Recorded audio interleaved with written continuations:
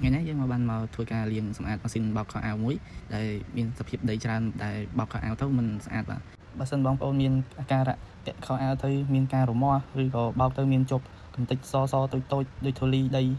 ឬបងប្អូនដែលបោកញឹកញាប់ដែលមានការបោកប្រើប្រាស់រហូតដល់12ខែបងប្អូនត្រូវតែលាងសម្អាតវាចេញម្ដងហើយបងប្អូន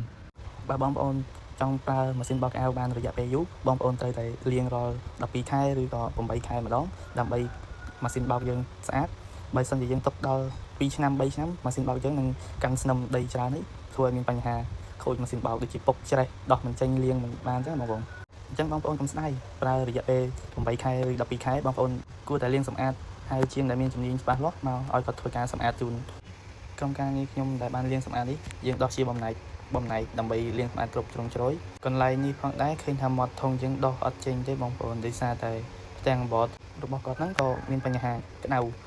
វាធ្វើឲ្យរលាយកែវមើលមែនបតអញ្ចឹងធ្វើឲ្យដោះអត់ចេញហើយឥឡូវក្រុមការងារយើងបានចាប់ចូលវិញហើយអស់ហើយដើម្បីធ្វើការតេស្តជូនភ្ញៀវ